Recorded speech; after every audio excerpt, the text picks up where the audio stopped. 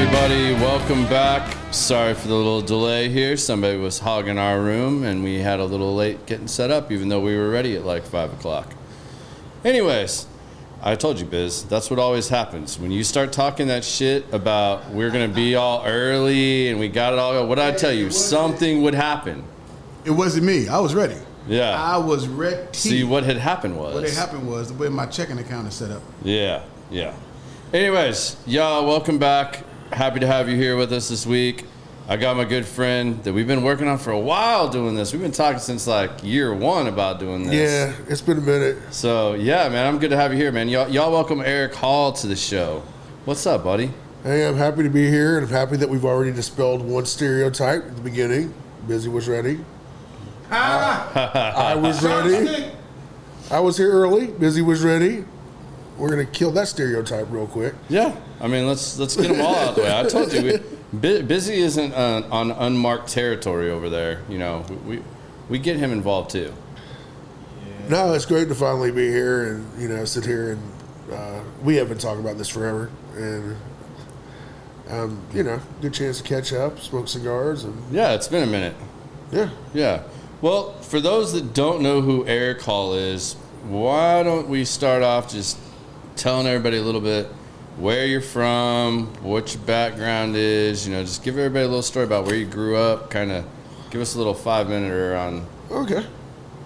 So, originally born in Birmingham, Alabama, 46 years ago next week. Wow, happy early birthday. Yeah, so born in Birmingham, grew up a good chunk of my life there, moved, ended up here in Texas when I was 12, but there was a little year break in the middle where I lived in New Mexico in order to get here. So I kind of started my life out traveling and moving different places, which was funny because I was not a military brat, which is what everybody always assumed. Though my dad and my stepdad were both in the military, but no, we were, you know, proud to be from the South, proud to be from Birmingham. Love the place. I love the fact that I grew up in my formative years in Texas. Pretty sure that's what made me most of what I am, because even my own big brother makes fun of me. He's like, yeah, you're not one of us anymore. I can see that. I mean, you go full, you know, like when a vinyl album showed up in my locker and I was trying to determine who put this in there, if it was by accident, because I was like, you know, that happens up here at times. I was asked questions and like, for a minute, and this is the best answer the person I asked could have given me. They were like, who wears a cowboy hat up here all the time? I'm like, well, there's a couple of people, but I haven't seen 2 of those 3 people in quite a while. And it took me a minute. They were like, oh, I was like, it was E. Hall. Yeah, you know, it's which that thing does sound so much better on vinyl. Yeah, it just really does, and that dude does. It is a phenomenal album. Yeah. No, you know, it's funny. So people always assume that's where the country thing, man, started in the beginning. So I had a unique experience growing up. My mom's side of the family is from this little area. Well, when she was growing up, lived in this area called Green Springs, right? In Birmingham, back in the old segregated days. And it's where a lot of the black doctors, lawyers lived. Educators. My grandmother taught Jefferson County Public Schools for 30 plus years, right? She retired from there. And my mom grew up there. My mom grew up in that environment. My grandfather, unfortunately, I never got to know him. He passed away when my mom was 14. But I know a lot about him, right? And so he was an entrepreneur. He figured some things out, and the man did a little bit of everything to get by, and as he was building businesses, but he listened and learned, and he figured out the value of land, and so he had acquired some, and basically was able to capitalize on that and put his family and my mom and my aunt in a great situation in segregated Birmingham, right? You contrast that to my dad. My dad's side of the family, This place called Alabaster, which would be the equivalent today from Dallas to like Aubrey, right? Okay. But Alabaster was country. Well, still is. It's growing. It's a big suburb now, but it's country. And so whenever I was young, I would spend time with my grandmother in this pristine, and what I did not realize at the time was a big house.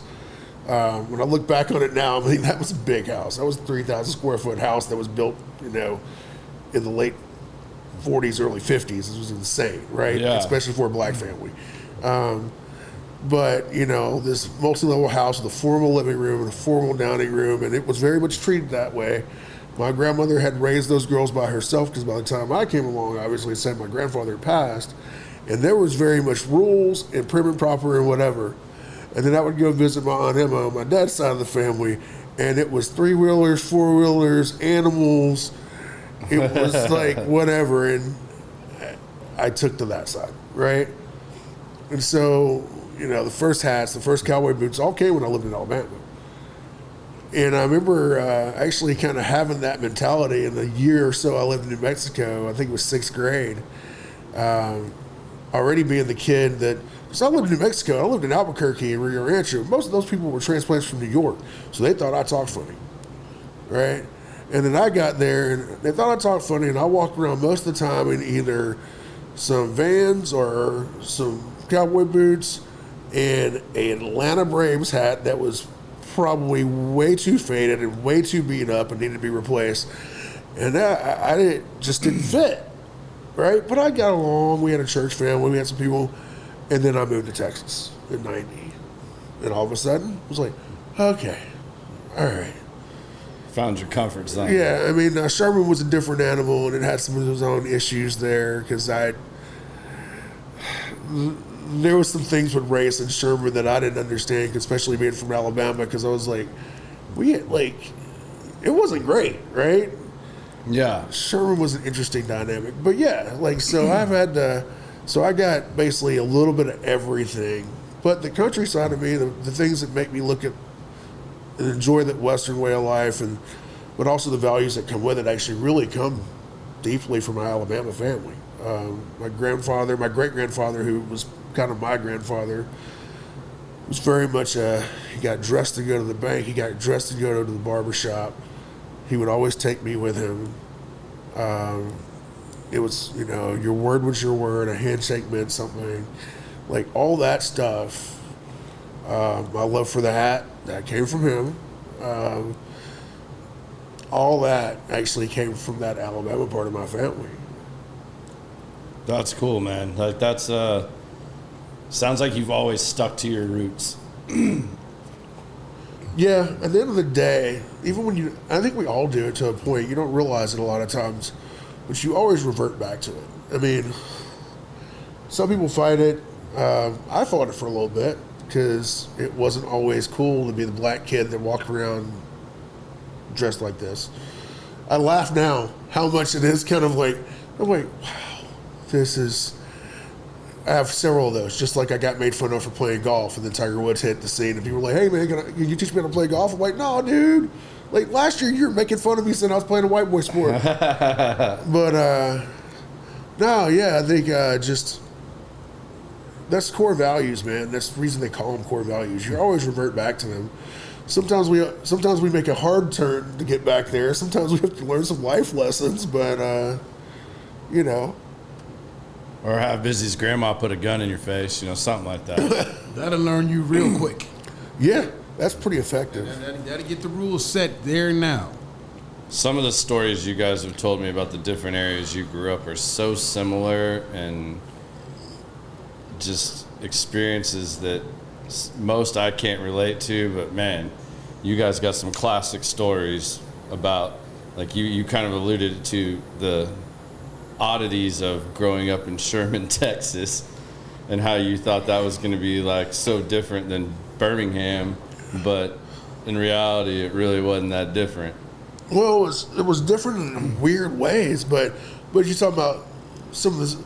Man, I found out when I was I guess I wasn't 40 yet when I met Busy, but pretty close. found out that close to 40, I could still be surprised because when he told me he's from Omaha, I was like, "There's black people in Omaha." I was like, didn't know that. Too many. That's why I moved. Yeah. But no, man, I think, it's weird. I mean, it's weird. It's so different. So I felt like there were a lot of things that we were pushing through in Birmingham because it was the epicenter of the civil rights movement, right? Yeah. And it was, and I got to hear a lot of the stories. My family was involved in the civil rights movement. But it was also one of those places that, like, did it better, I think, than some when it came to transitioning an area that actually was kind of thriving, as far as like a thriving business culture in the black side of town during segregation. And so transitioning that well into integration, where it was didn't lose that culture. Yeah.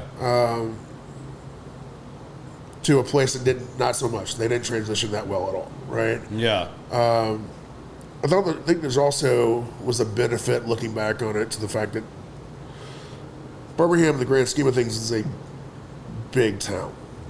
It's not compared to Dallas. It's not compared to, but for the area at the time, it was, right? And Sherman had some issues. It's the only place that Frank Hamer ever got ran out of, right? Just crazy. Legendary Texas Ranger, right? But it's the only place he ever got ran out of because Sherman had some issues. Yeah. And they had some major race issues because of a couple of incidences that I think some of that trauma is still there to this day. I mean, I remember actually not too long ago, the issue with that one where they tried to burn down the courthouse and get hold of this guy. The people who originally did it, some of them were still alive, but there was a guy who had written an article and was going to name names, and people were asked to please don't publish it because some of these people were still alive, like they're in their 90s, but it was like, wow. Yeah, it was crazy. So I think there's like the hurts in a town like that, they're just more deep because one, it's smaller, doesn't have, versus where, Birmingham went through all of it. So Yeah. like one incident's not as crazy when you've had bombings and you've had hoses and you've had riots and you've had. Yeah. So when you move to the other side of this, it looks a little bit better. Still tough, right? But I got you. I got to watch my dad work at Vulcan Materials as an exec, right? And I got to see. I remember when I first moved here. I think that was a big shock. Right, because a lot of these guys had only seen black doctors and lawyers on the Cosby Show. We still allowed to say Cosby Show? Mm-hmm. Okay. Yeah, we can say whatever we want on here. No, because at the end of the day, whatever happened with that was actually a good show for, especially a lot of people didn't know that was possible, right? So for me, I'd seen it in real life. Yeah. And when I moved here, it was weird to be around people who never really. I was like, oh yeah, I'd be like, oh yeah, my mom's friend does this, or like, oh yeah, no, my doctor's black. Okay. See, it's so weird for me to hear you talk about these things in this way because I'm only 2 years younger than you, Yeah. and I don't recall ever questioning or feeling that way in the different places I lived, and I went to an almost all black school at one point in my life, and just to think that was still such a thing at any point in time in the time period I've been alive, but then I've had other experiences that have made me see that that's very much so, but I think that's part of it, though, is right. It's like we all have our experiences, and that's where we have to have some respect and kindness for other people, right? Because not everybody has the same experience, and we rarely do. Even if you grew up in the same area and on the same block, right? Yeah. So I'm saying you moved here when you were you said 6th grade? No, I actually moved here in 7th grade. Okay, so 7th grade. And I moved here right before my start of my junior year in high school. So relatively same time. We're talking early 90s, early mid 90s. Yeah. So yeah, it's all about, it's. And Sherman, for those people, some may or may not know, is like not that Oklahoma. far from where we are right now in No, Frisco, it's Texas. Oklahoma. It's what, 40 minutes from here? Yeah. So I mean, like, that's not. It's not far. People make it act like it's far, but it's really not. And at the end of the day, like I said, I think that's where you have to show some grace with people, right? And we all have different perspectives, and but like in our perspectives and our experiences affect everything. It affects the way we look at life. It affects the way we interact with other people. It affects.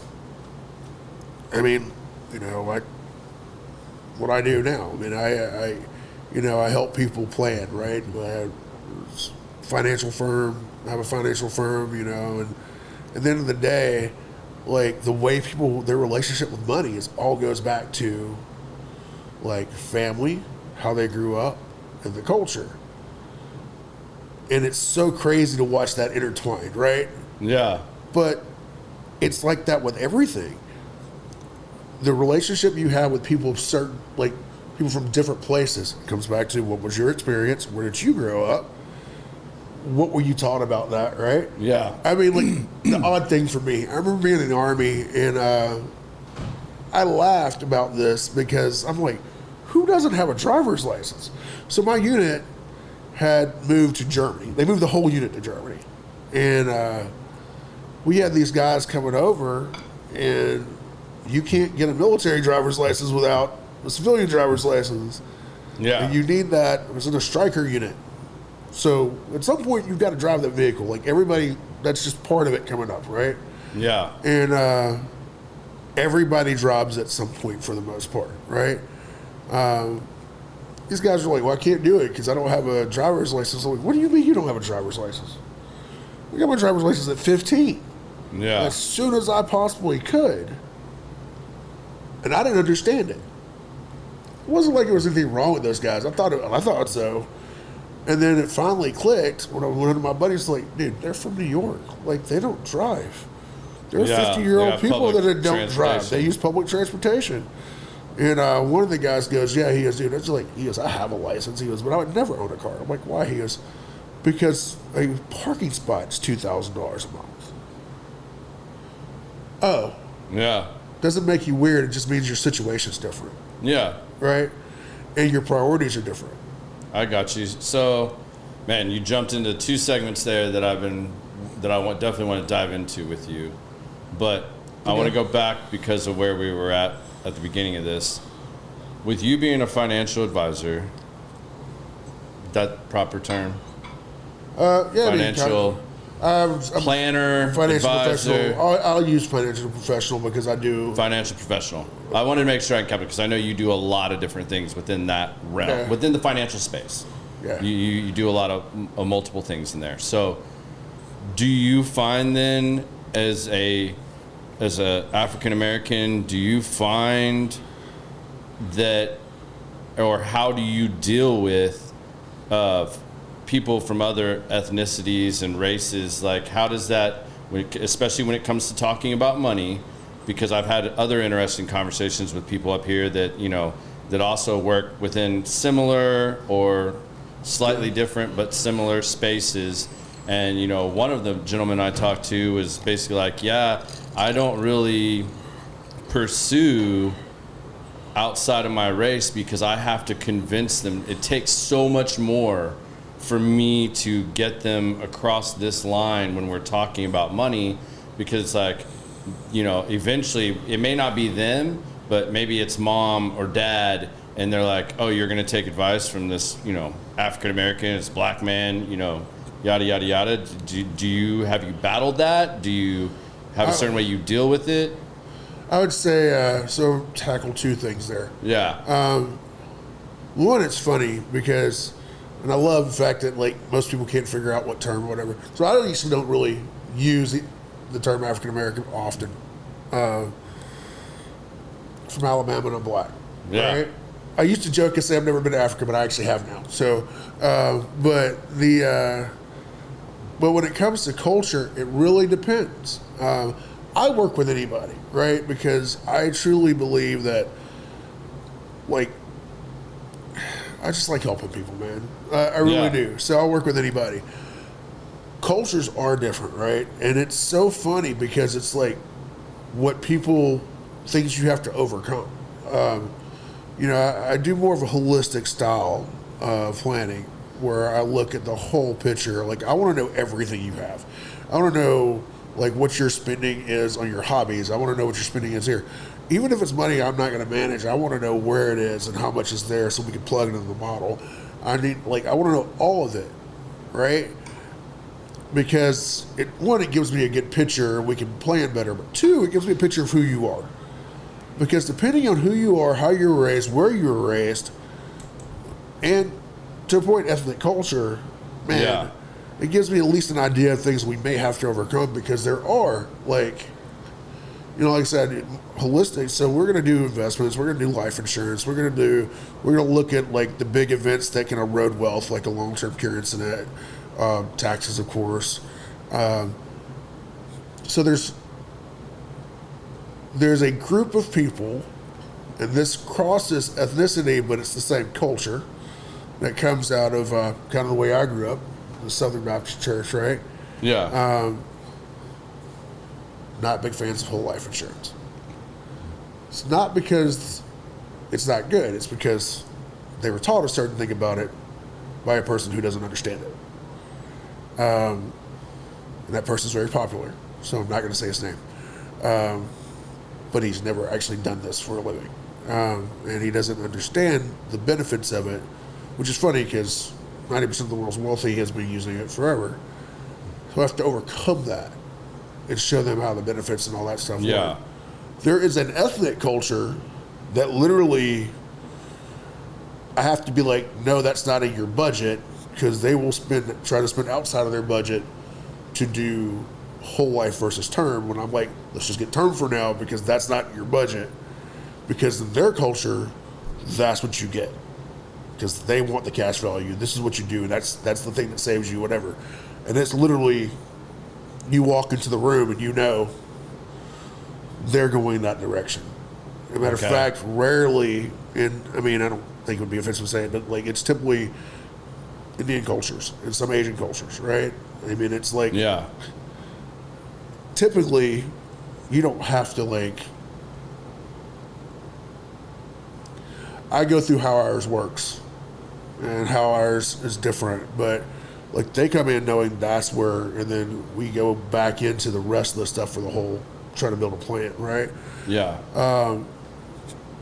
But there's also, I think there's the big thing too is like, it's hurt, right? It's hurt. Like, I look at things I laugh about that I do to this day because I came up that way.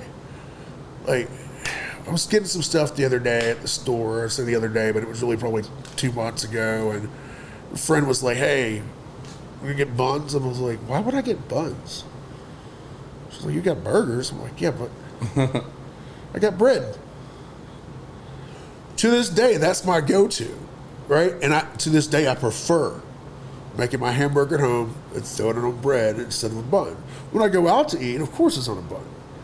Gotcha. But it's because I came up that way. And it wasn't that it was my mom didn't like buns. It just wasn't really an option. Yeah. Right? We were going cost effective. Yeah. Right? And so you have all those things that make you look at money differently. What's your norm? Yeah, what's your norm? I listen to a lot of, I'm always trying to sharpen the saw, and I listen to a lot of different guys.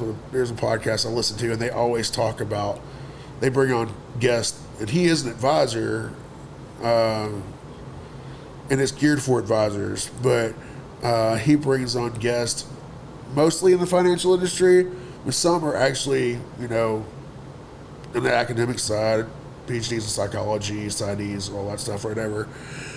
And all this emotional stuff that is tied into money. And it's so funny because we all do it. You may not realize you do it, but we all do it, right?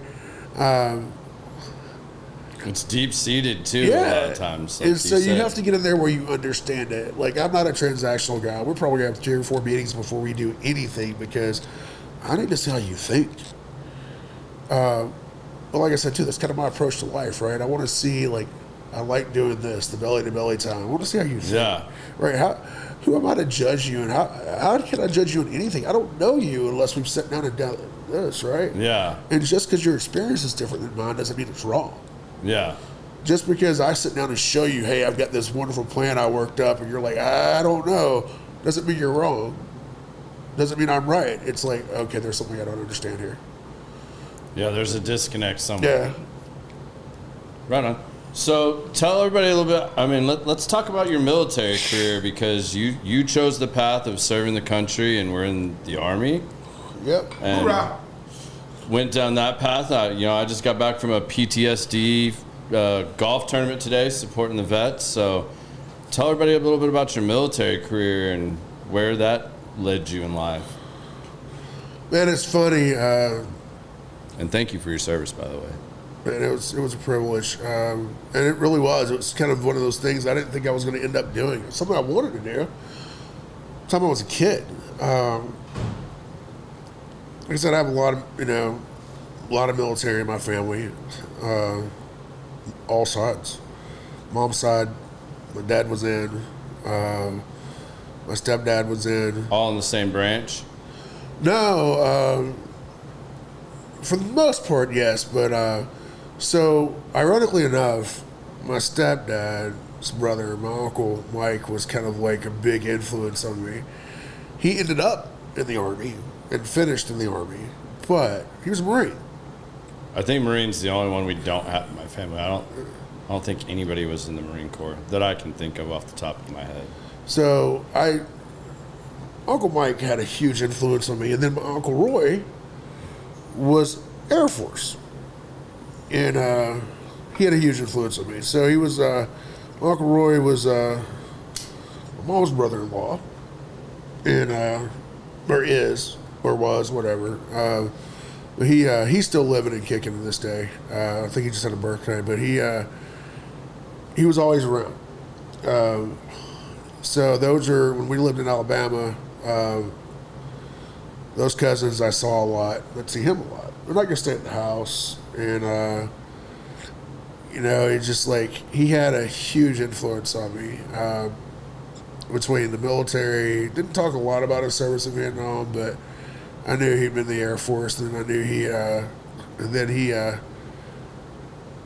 ended up working at the prison system for a long time, rising to the top of it actually, like Montgomery, down to the Capitol at the top of it, right? So, did great things, and worked in government for a while, and retired from there. But got to watch him, and and then I had my Uncle Mike, and those two. Uncle Mike would give me stuff, right, to go because I'd be like, hey, I need this to go to this Boys Club camp or whatever, and so I'm running around with military gear from the time that I'm like 6, and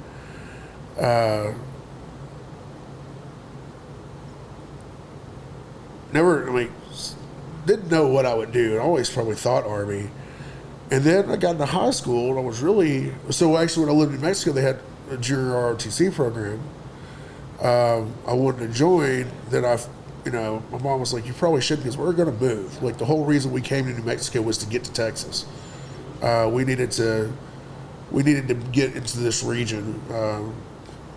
Quick aside, my stepdad worked for Social Security Administration after he got out of the Army.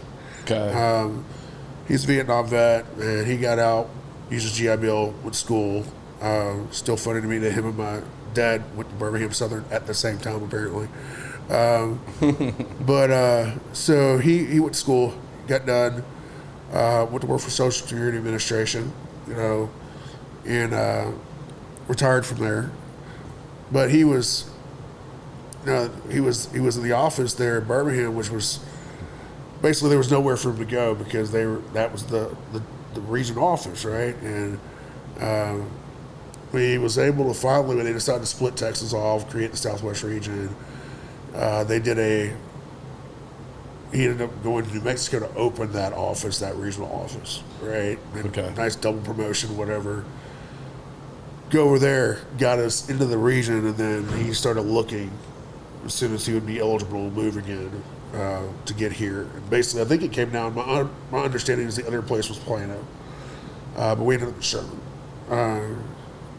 I remember being told, like, "What's a Sherman?" So I didn't do it there. We got to Sherman. They didn't have any programs, and I had an Air Force guy that used to come in all the time in the Commons when I was in high school, and I talked to him, and then the world changed. So 1996, I graduate. Not an easy time to even try to join the military at that point.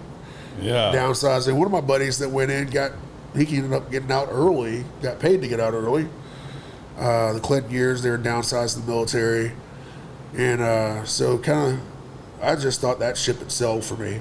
And I was focused on other things and wasn't going to worry about it. And then 9/11 happened. Now, mind you, 9/11 happened, and I am no longer in college anymore, no longer playing any sports. I have let myself balloon up to a ridiculous weight. And I'm like, wow, man, I'd be interested, but I'm not going to worry about it. Well, 2 years later, right now, we're in Iraq. We are legit at war. We were in Afghanistan. We weren't sure how long we were going to be there. But now we're on two fronts, right? What did you do for the Army? I was in the infantry. And so I ended up going in at 27 years old. I ended up going in late. Because, like I said, I thought that ship had sailed for me. And then I realized, it's like, no, it hasn't. I can lose weight. And so I lost a bunch of weight. And got in. I actually got inspired again because I left the job. I remember that. I left the job, and I was this new thing called networking. It's when nobody was doing it. I was volunteering the Bush campaign in 2004, and I was like, well, I'll meet some people. Maybe I'll figure out what I want to do next. And I remember hearing Congressman Hall speak. I was like, he talked about how much that shaped him. And, and that time he spent in the military shaped him. And then I heard Congressman Johnson speak, and he talked about being shot down and talking about coming back and still, he still served. He was a POW, and he still served after that, right? Mm-hmm. And I'm like, man. And these guys all talked about how much it shaped them and made them who they were. I'm like, these guys are freaking congressmen. Like, that's not even one of my goals. Like, but if that's maybe. And then I went to church one day, one Wednesday, and a Army chaplain was there, and he spoke because he was coming for a conference that had been canceled, but he didn't know it had been canceled because they were still snail mail over in Iraq at that point. And but our teaching pastor at the time, Dr. McKinley, asked him. He was like, "Hey, would you mind speaking to our congregation on Wednesday night?" And he showed us pictures and stuff from what was going on and told us what was really going on in Iraq, not just what we were hearing on the news. I was like, yeah, I'm going to go do this. And so I think I lost 75 pounds and managed to, I made that decision in November. You're like Goggins of the Army. No, not quite as crazy as that guy. So I think I lost 75 pounds and made the decision that I wanted to do this in November. Kept bugging recruiters.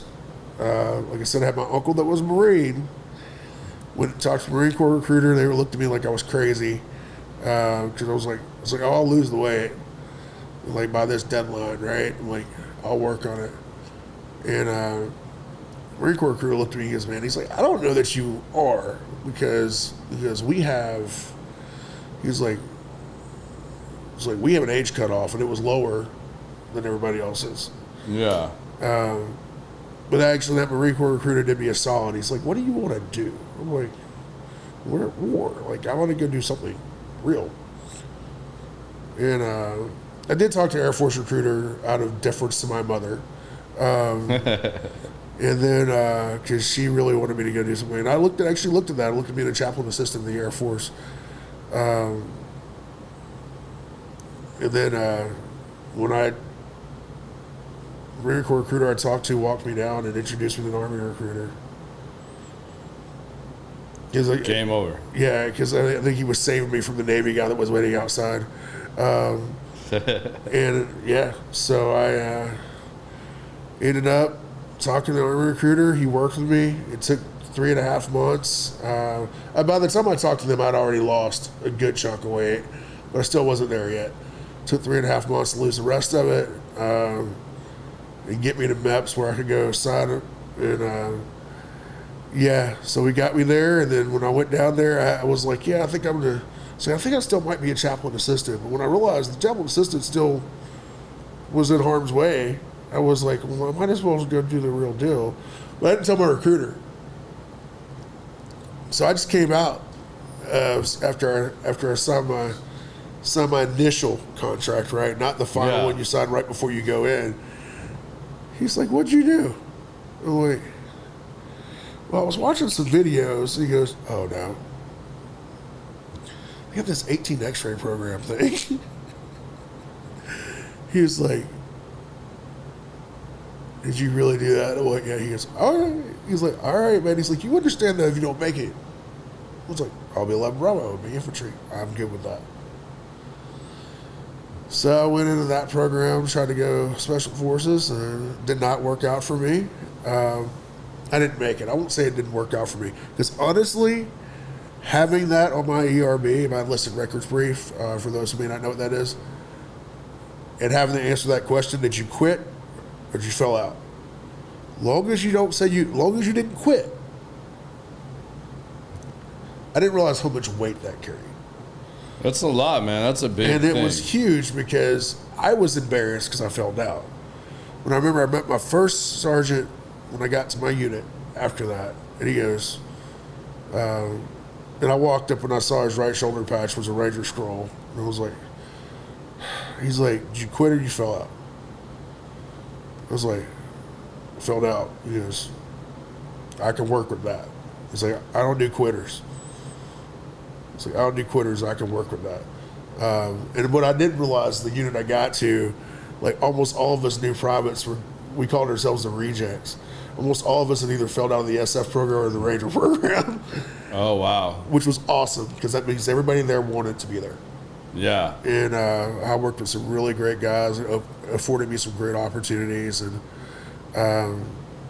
so, yeah, I said it didn't work out, but it really did work out because it opened doors for me that I never would have had I probably just come straight in. And probably it also ignited a fire for me to realize, like, I think there's things I can do, right? Like, yeah, like this is possible. And I will say too, because there's good and bad, right? Army's just a microcosm of the regular population.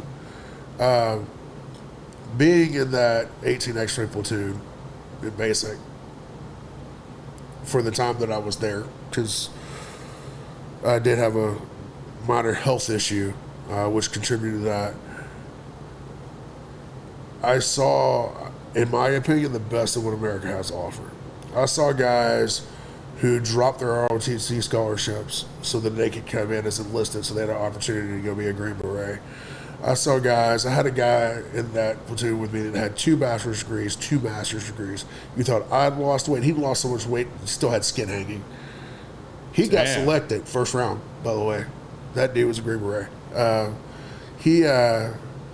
I watched guys that college athletes. I watched guys who had every reason to have the biggest egos on the planet, humble themselves and work together and take everything the drill sergeants threw at them, then take everything the SF instructors threw at them.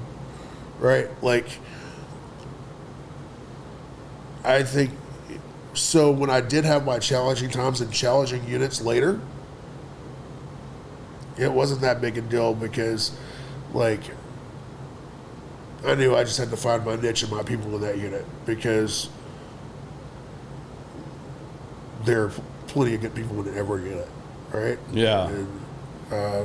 And I had, like I said, I had the privilege of serving in some great and storied units. My first unit was the last standing. It had been the last standing Buffalo Soldier unit, the last standing all-black regiment, 1st Battalion, 24th Infantry. Oh, and wow. It's the only one of those old Buffalo Soldier units that's still in use today. It still exists today. It's in Alaska now, but In Alaska? yeah. Holy shit. That's where my dad was in the Army, and he got sent to Alaska. That's wild. So is that where you, like, I love your tagline on Facebook. I'm going to probably butcher this. Do you remember what it says on there where you have, like, right under your, like, personal info there? It's like, I actually do believe that one person can make change. Oh, along those lines. Yeah. I mean, that's not it exactly, but it's along those lines. Yeah. It's. Is that kind of where that came from, that mentality and everything? Like, yeah. I know you're very passionate about that stuff, and not only did you serve, but you stay very involved politically and everything else, and you've done a lot in that arena too that I would love for you to touch on. Yeah, no, I barely remember what I wrote in that, but I think, I said I'm one of those people just foolish enough to think that I can change the world. And it's not about me, right? Like, Yeah. But it's about the fact that, like, it's finding those collective people and working in a group to make that change. And I've always believed, like, I can find those tribes.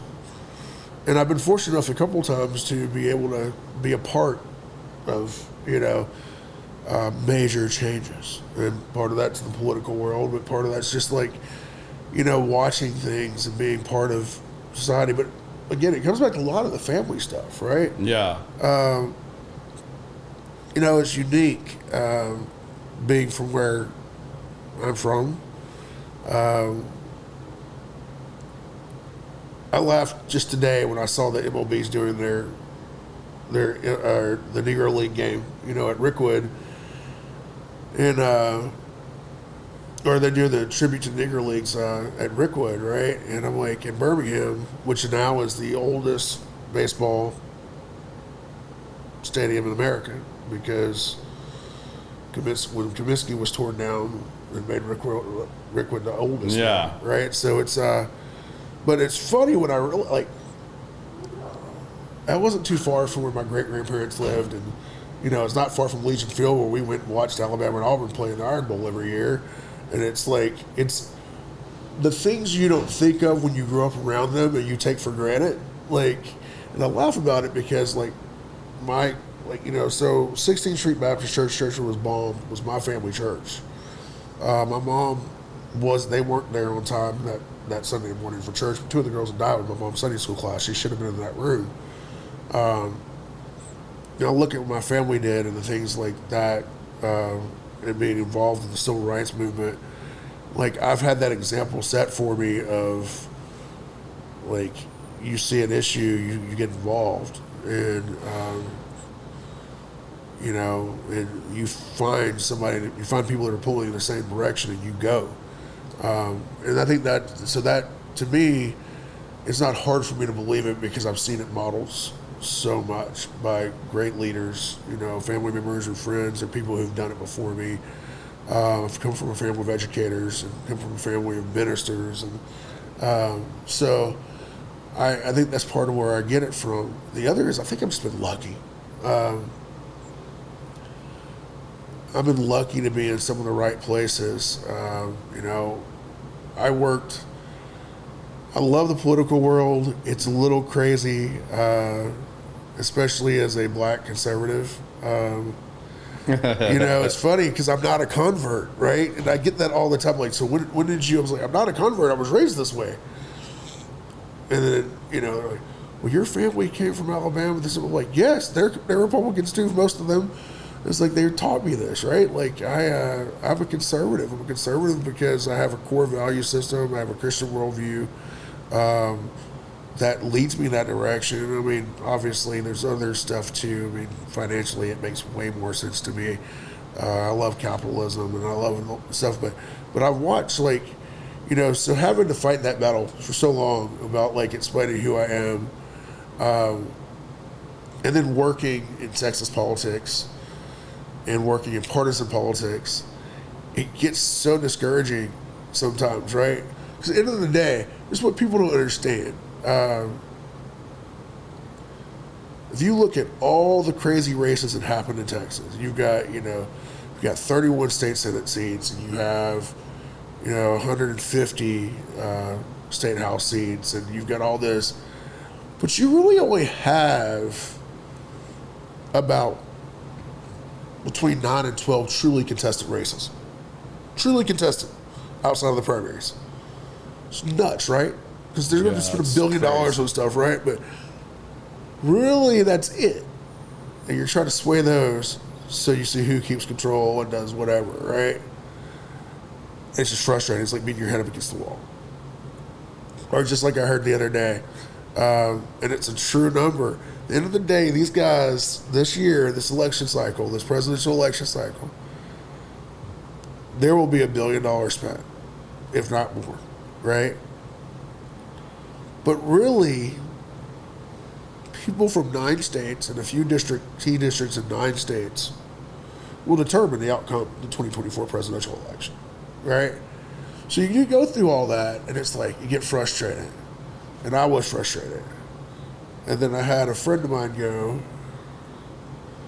hey, man, have you ever heard of this group, Iraq and Afghanistan vets? They do lobbying in D.C., and they try to help vets out. And I'm like, huh. Like I could take some of this crap I've been doing forever and use it for good. Because through this process, I got to know everybody.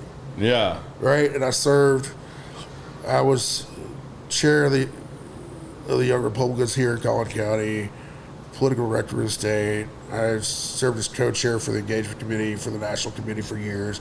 Get to know everybody, right? Yeah.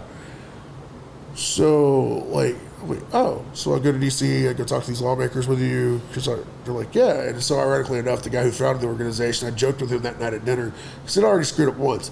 I got there the first night, they took us to Hill Country Barbecue in D.C., and they go, don't judge us. I'm like, where are we going? They're like, we're going to a barbecue place. I'm like, oh my gosh, y'all don't know anything about barbecue. And it really wasn't that good. But when we go there, but the next night, I was like, I joked like you got me here because I speak Republican, yes, kinda, right? Because Paul's a great guy, but he really pissed off our former president during the primaries, and I laugh about it because I'm like, okay, cool, I can do this, right? I can do whatever. Yeah. And like I said, I bet so many of these people already are had connections because of other people, and I had a blast.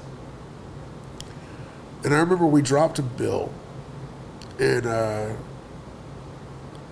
was to help our female veterans. And I remember I felt so good. I was like, well, I've never gotten to feel this way after working a campaign. And then it took, 4 years to get it done, but then I watched that bill get signed into law and watched the changes are getting implemented, and I'm like, this is awesome. This is awesome. But again, it's a group of individuals who are crazy enough to work hard to do this, and to sacrifice their own time and do their thing. But we're all different.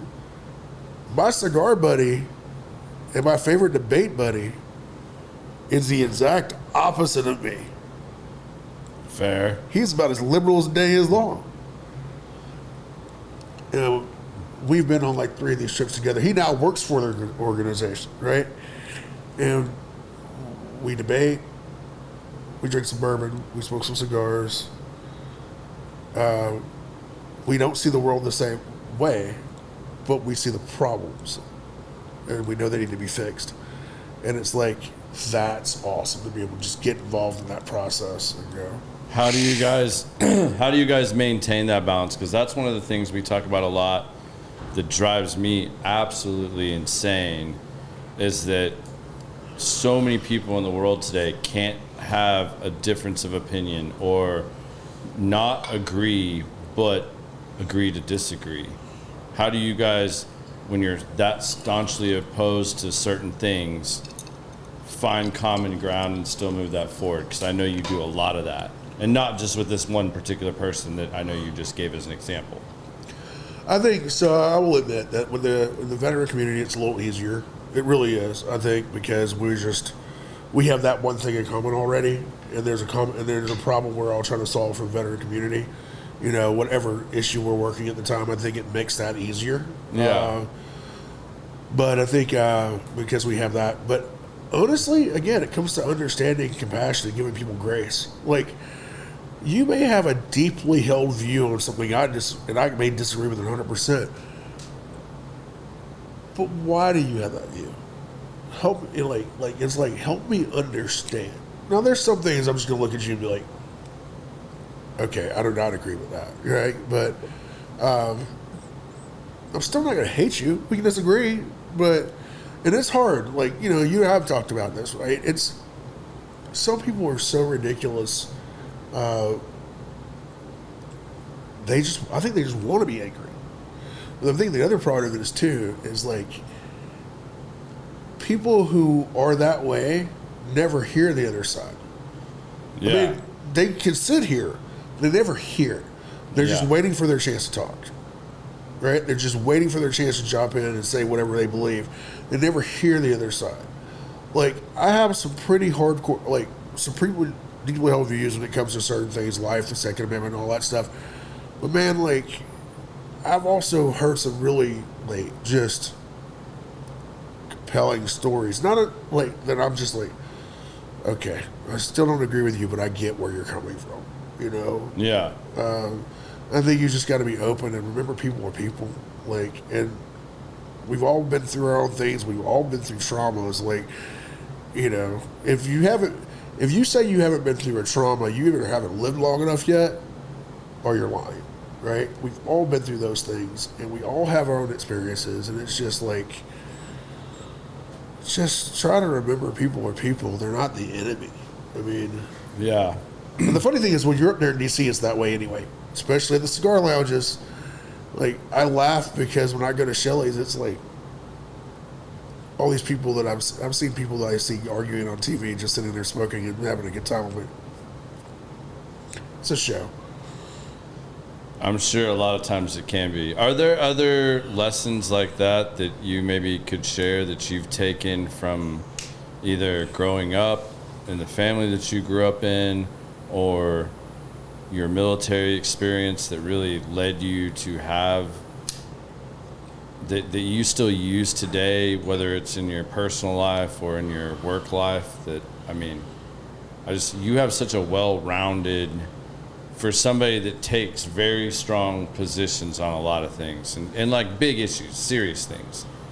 And again, I know you say you lead with compassion and be open and really hear people and do these things, but is there maybe like somebody that, or a lesson, or was there a moment that like you saw that happen and you were like, oh man, like I want to be more like that, or I want to make sure that I take that approach?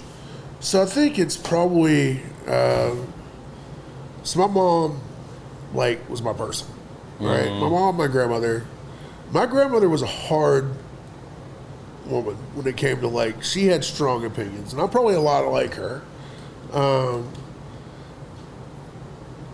But my mom was probably the perfect middle ground. She was strong in her convictions, but she was so compassionate. And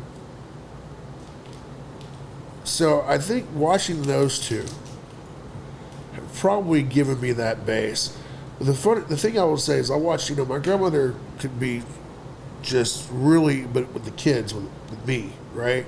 Yeah. With the grandkids, she was just like, and the patience she showed me over the years, the mistakes I've made and different things, like, it was just amazing, right? She was always there for me. I remember those last little bit before she passed, like, last couple of years, I had this thing about not having reliable cars when I got out of the Army and came back here, because I was trying to figure out what I wanted to do and whatever. And I rode my Harley most of the time anyway. And she would call me, and I'd gone from that frustrated part of my life to, like, I need to treasure these. And I would get off I'd pull her on the side of the road and get off the bike and just call her back and talk to her. She'd tell me stories and things my mom didn't even know. And I'd tell my mom, she'd be like, I didn't know that.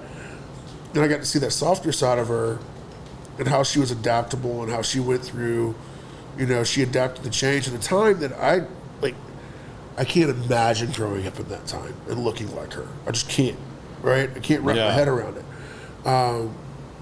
She told me a story that she was in Tuskegee. She went to Tuskegee, and she was going to do a summer internship in Canada. And she went up for the job, and they told her the guy had never seen her.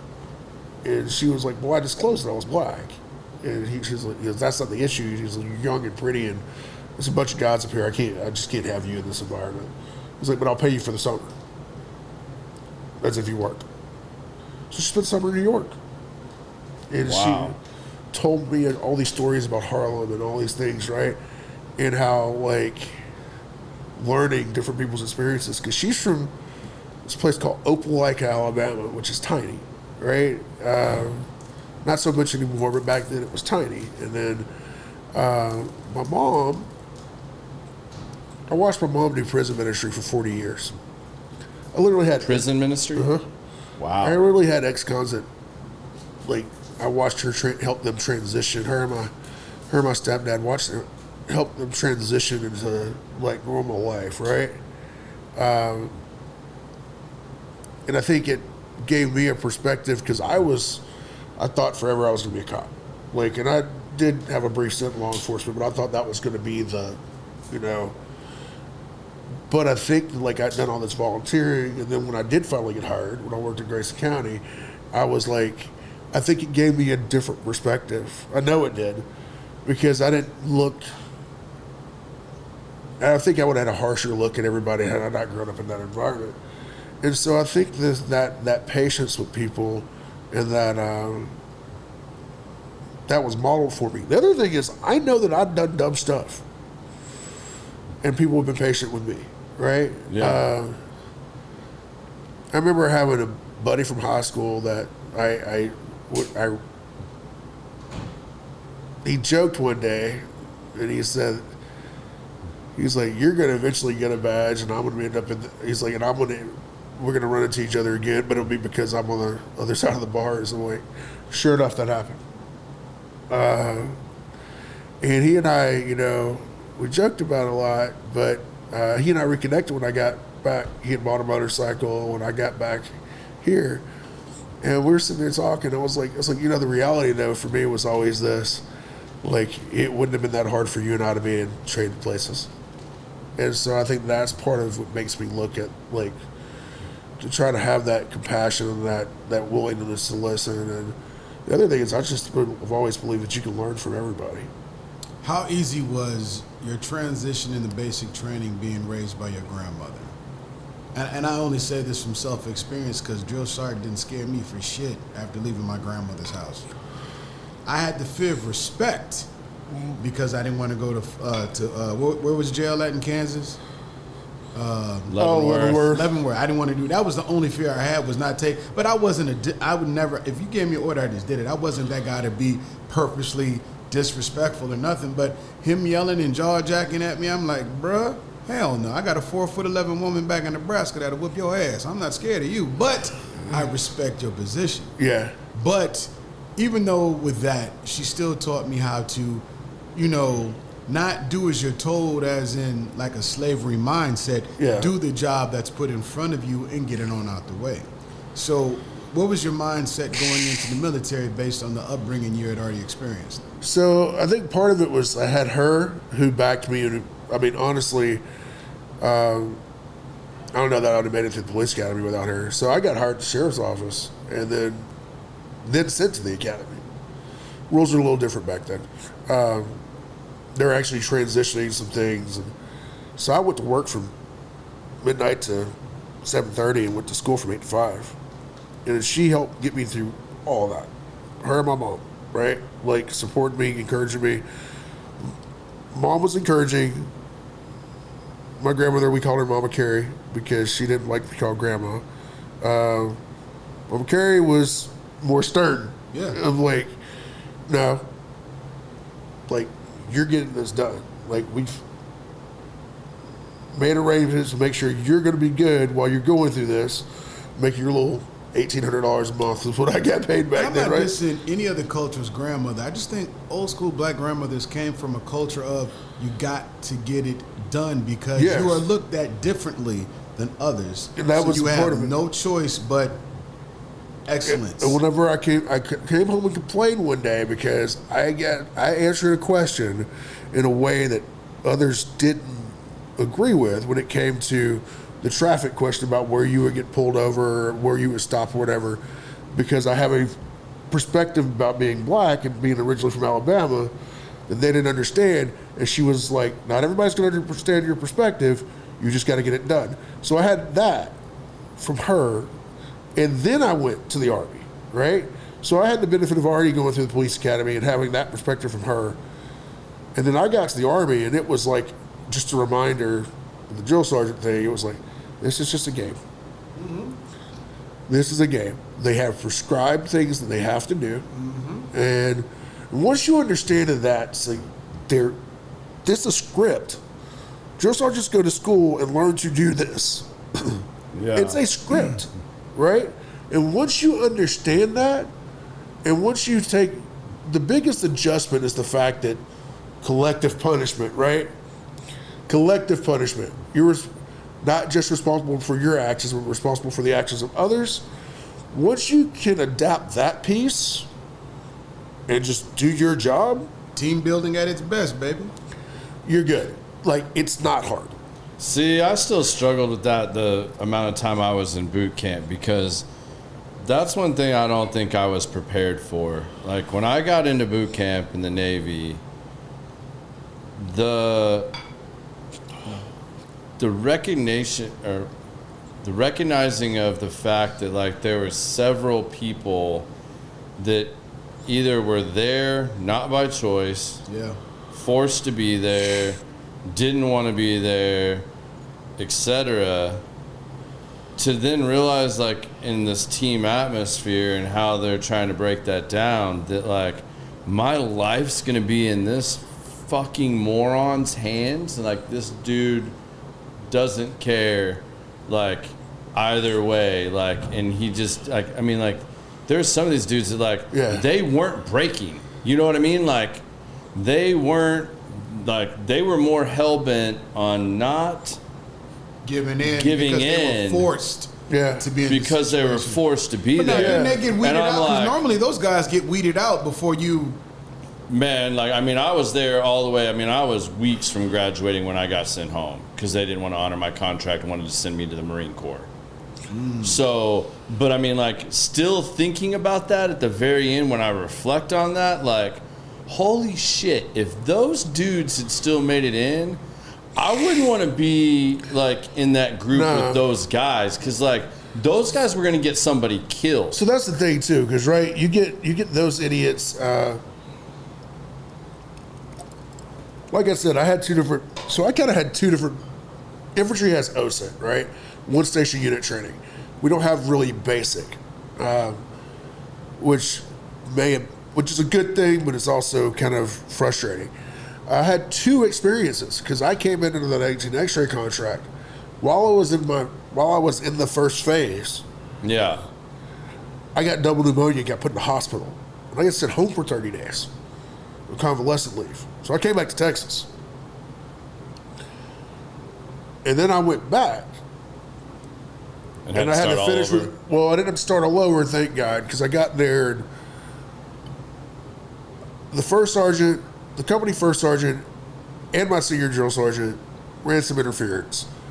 I hung out with them for a while so that I could insert pretty close to where I left off, in the same battalion, but with a different company.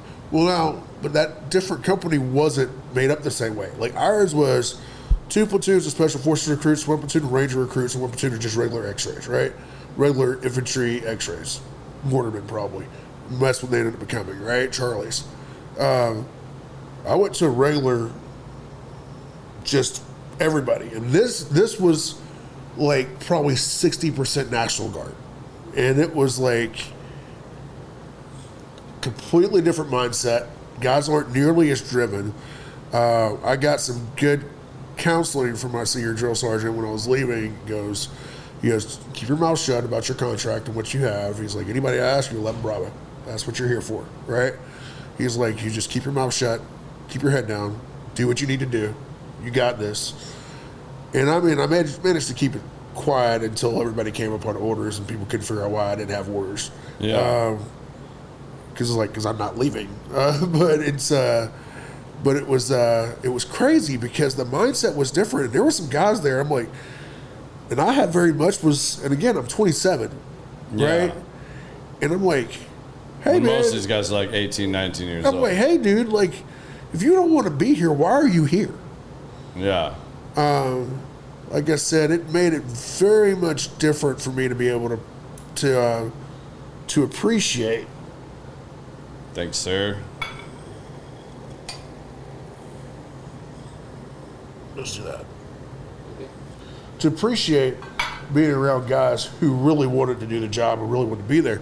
But man, I was like, look at these guys, like, there's guys I'm like, dude, I don't know that I want to be in a line with those guys. And I mean, like I said, it made me very happy when I got to my first unit and realized almost all the new privates were guys like me who filled out at one of those programs. Because I was like, okay, they're competent, and even if they're not competent, they want to be here. They're not here because somebody forced them to, or because it's scary as heck. I mean, at the end of the day, it's a great experience, and you may not actually end up ever being in combat, but chances are, if you came in after 9/11, you were going to combat. Right. I mean, like, you need to, and this is the infantry. Like, we had to. So here's the funny thing: is I ended up running into this kid later. He wasn't a kid anymore. By the time I met him, he actually pinned on E5. Same again, but like this dude literally balled up in a corner. It was like, and I ended up with him as a battle buddy for a little while, right? Because you always have battle buddies, right? And so I had to go with him to go talk to the first sergeant. He was trying to get out. And he's like, I don't want to hurt people. And the senior drill sergeant was like, what? You signed up for the infantry. He goes, he just wanted to take a lot of walks on the beach. It's like, I don't want to hurt people. He's like, you signed up for the infantry. He's like, we break stuff and kill people. That's what we do. By the time graduation came around, this dude had his act mostly together. It was kind of like, okay. So I run into this kid after I come off active duty here in the National Guard. I was like, no, it can't be the same. It's like, because fam's like Smith, right? Like, that last name was like Smith, right? I was running this guy in the National Guard unit out in Singleville. I'm like, hey, man. And he's also filled out at this point. Like, he's grown like 6 inches and, like, joking and cool and fun. I'm like, hey. He's like, hey, Sergeant, where'd you go to basic? When? They're talking away. You don't know me? He goes, but I thought that was you. And I'm like, holy crap. Wait, freaking E5? Like, you're like, and then I'm like, you got a CIB? Like, you've done some things now, right? Like, so it can be transformative. I think for most it is. But it is kind of scary for those guys that just refuse to. There is a program. At the end of the day, like you said, it's not a slavery mindset. It's this is your job. And this is part of it. And this is what, the reason this works, and has worked for 240 something years, is because there's a system, right? And you got to learn the system, or you need to go do something else with your life. Did you have in the Navy, y'all didn't have battle buddies, did you? I mean, not necessarily. I mean, I went in with one of my best friends, and we went in on a buddy program. I did the same thing, we but we would went to have two gone different through. MOSs. But then, like, once we went to school, we would have been going to different schools. Man, I got a battle buddy, foxhole partner, this guy, basically once you get past all the training, you start going into the field, you got your the company kiss ass was my foxhole partner. And man, yes, drill sergeant, he was so irritating that when we went on the, you go on the final bivouac, the 25-mile road march, Omaha Beach, all that stuff, and in the middle of the night, drill sergeants literally came up, snatched him out the foxhole, whooped his ass, and threw him back in the foxhole. And it was pitch black. You couldn't see anything. I went to go, like, touch his shoulders, like, you okay? It was his boots. They threw him in head first. I had to crawl out of this, in the foxhole, you're chest deep. I had to crawl out, pull him out. Next morning at chow, this kid was lumped up, bruised up, and the first sergeant said, "What happened to you, Private?" And the drill sergeants looked over him. I went to go take a pee, and I tripped and fell into a tree. First sergeant said, "Man, you look like you fell into about 12 good trees." Damn. And dude was quiet for the rest of the... Wow. Graduation was literally 2 weeks after that, but still, it's... Man, you just get certain different type of characters. And that guy I didn't run into again. I don't know what happened to him. If he went on, what he became, whatever. But just, I will say, man, you run into some crazy. You see some crazy. There's also so much good. Like if people ask me now, like, "Oh, my kid's thinking about this," I'm like, "Yes. Pick a branch, go. They're all good."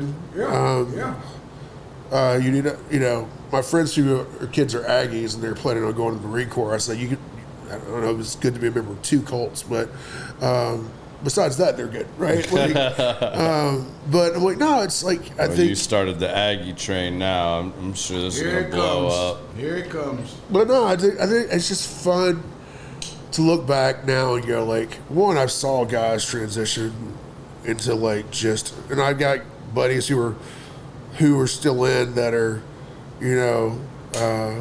one of the guys I went to Iraq with just pinned on E8.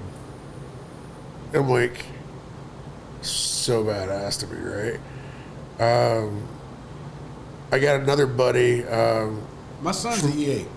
Yeah. Right now, my son's That's awesome. I'm actually going to a conference real soon with Jason Redman, the Navy SEAL that literally got his face blown up. Really looking forward to that time there, working with him and his wife. They do a lot of speaking engagements and stuff like that, so I'm looking forward to that.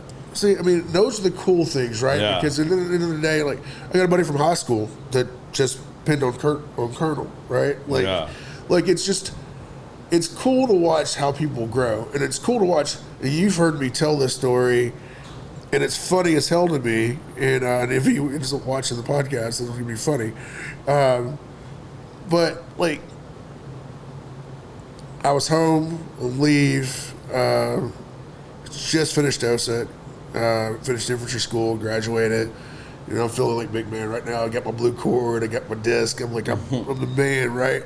And it's funny because there's a certain level of. They always say that infantrymen and fighter pilots have this level of arrogance. Well, one, there was a good article I read. It's needed because we're doing dumb things that most people like. Your brain's telling you not to do it, right? But it's your job. But it's funny, like, so I'm feeling pretty big, whatever, and I run into a buddy of mine from high school, and so his brother and I graduated together, and his brother was an infantry guy and Ranger qualified, all that good stuff, right? And he went the high school flight route, and he's telling me about another guy I know from high school. He's like, but I don't realize that's who he's talking about at first. He's like, yeah, he and I are flying together, and he's doing this. I'm like, hold on. We're not talking about the same Will. And actually not going to use his full name because he did some special operations stuff. But I'm like, what? And my buddy's like, yeah, dude. He's like, you end up making it through this next phase. Like, this dude's probably going to be flying you around. He flies with the 160th. I'm like, no.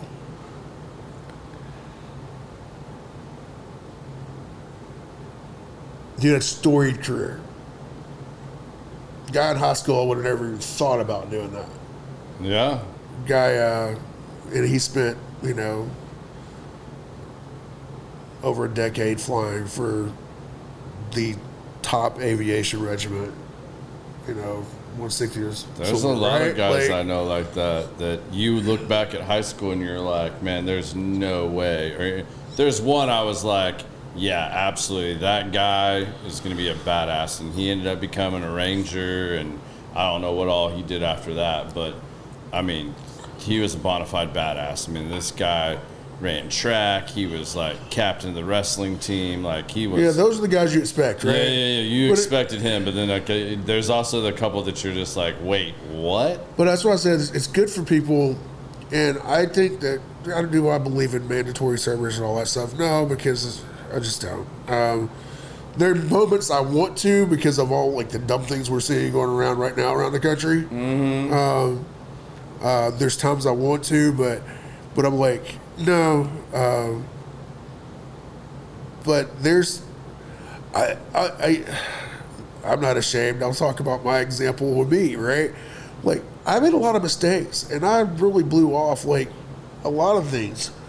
High school wasn't hard for me. I didn't study. Like, it wasn't hard. College was a wake-up call. Right? And,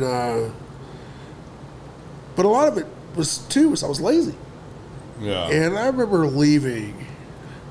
I mean, the only reason that I had above a 2.0 whenever I left college initially was because of the fraternity. Like, you know, I know one of the big things from my fraternity, I'm a Kappa Sig, right? So, like, most of the deals, we like to be number one in every category on campus. And I was at Southeastern, and, you know, that was hammering me on grades, right? I think that was it. I just really didn't do great. I come back, I go to the Army, come back to finish up my undergrad and get my master's. I'm like taking 18 to 21 hours a semester trying to get done. 3.3 and a 3.7. Like, and it wasn't hard. The difference was discipline. After spending 5 years on active duty, I had discipline. And I had a system. Like, yeah. I had a system of how to accomplish these goals, right? It wasn't hard anymore. Like, you were able to break things down a lot more. yeah, like it gave me, but mostly it was the discipline. It was like, okay, there's a task. It's just got to get done. It's got to get done. It's got to get done. You know, and it's like understanding that you can't just always procrastinate and all these things that you like to think that you understand that before. And a lot of times, I think a lot of high school athletes and college athletes get it, right? But I didn't have that system. Yeah. And the Army gave me that discipline, right? That's awesome. And that allowed me to be able to do things. I joke, because like it took me forever to get my bachelor's, but it only took me a year to get my master's because I had to make up for time. Because, but it wasn't hard. Yeah. I did things backwards when I got my master's. Like I signed up for a class because the counselors were out, and my undergraduate counselor was like, well, you're going to do constitutional law. This is a constitutional law class. Sign up for this one. Did not realize that was the one you're supposed to do last. And the professor, she tried to give me an out. She's like, I don't let people out, but I will let you out, and then I will see you in a year. But I will leave it up to you. And I remember going home and thinking about it, talking it over. And I remember coming back like, yeah, I'm going to stay in the class. She's like, you understand I'm not going to treat you any different? I'm like, yeah, but it's like, no offense, with all due respect, this isn't the hardest thing I've ever done. Because it wasn't, right? Like, It's a whole different mentality. Like, I got my associates in a daggone war zone. Like, because that's what I did. I didn't play video games. And when I was in Iraq, when we weren't doing missions, I was taking college classes. Wow. So, yeah, I'm that oddball guy who's never on a video game system. It's just never been my thing. Yeah, I can't see you sitting and playing a video game. Don't feel alone, dude. I have a PS5 that I play maybe 3 times a year. Yeah. I got used so to be- good at Madden that like no one would play me, so like it got kind of old. I got after tired a of getting while. my ass whooped in Madden, so I just stopped playing. So, yeah, I'm saying when I suck at this first-person shooter games. And that's what I'm good at. I'm terrible at that shit. Or you get online and you got a 6-year-old yeah. killing you from 25 That miles shit away. is fun. You Yeah. generate on a map and you're getting blown up the minute you Soon as you generate. hit the So you got ground. no, Yeah, yeah, I'm out on that. See, this is the stuff that I'm not trying to do. Plus, I'm not trying to play war games. Yeah. Yeah, you got to play them for Do it real. for real. So yeah, it's a little different. You know, it's funny, man. I look back and like I had an interesting and weird deployment. I think that's most of my life. Everything has been different than it's supposed to be, or backwards. I do everything backwards. Everything, because most people, like I said, I did the law enforcement thing first, but then I went to the Army. It's not the way it normally goes. When I jumped in the financial industry, I went to work for a 60 advisor boutique, and then left there and went to partner with a very, very large company. Do everything backwards, but it gives you an appreciation, right? Because I know what it's like to work without resources, and then to get resources, it's like, oh, this is awesome. Yeah, right? it's a lot different. But yeah, like I just, man. Well, before I forget, because we're going to keep doing this and, chatting, and I've got some other things I really want to hit with you. What are we drinking? What are we smoking? Because everybody always hammers us on this. So tell everybody what you're smoking and what you're drinking, and then we'll go around and kind of do that deal. All right, so... because I know that's one of your favorites. Yeah, there. so smoking... Not the size you normally like. No, but I actually really like this size. And the funny thing is, because Oliver made me smoke this once. Because he's like, have you even tried it? I'm like, no. I was like very adamant, like, no. I was like, this is what I, because I walked out with like 5 Pretentiosos in my hand one day, and he's like, have you even, I'm like, no. He was like, So what is it? it is the Bandolero. I can't remember now, I just said that, the name of that size, but it's the 54 ring gauge, and it's like really great. It's got the green label, what do they call Peruvian? that? Ascarian or something like that. It starts with an E. I can't even remember. So it's no, but it has like a lot of Peruvian. Okay, I just know that was the blend. The Peruvian is the Yeah, tobacco. it's got that's a lot in of the green. Peruvian Okay. in it. So like he made me smoke this thing, and I love it. So good job. And then I'm drinking some old Granddad 114 because I like high proof. There you go. Love high proof. Yeah, we know. We want to talk about the Jacob's Ladder story. Oh yeah, so yeah, I like strong cigars. I like high proof whiskey. Some people get a little nervous around strong cigars. No, some people don't want to get sick and throw up. So somebody handed me a Southern Draw Jacob's Ladder. I did not know that the devil made this cigar. That Satan. I already know, bro. I sold the one I bought. Go ahead. I'm just saying. So, was I DJing that night or was I just chilling? I don't know what. Chilling. I was just chilling. I take one draw off this cigar, and the inside of my heart folds up and falls into my left pants pocket. And as I start to black out and pass out, Eric was like, "Man, give me that. You don't want this?" I said, "Hell no." And he said, "I got it."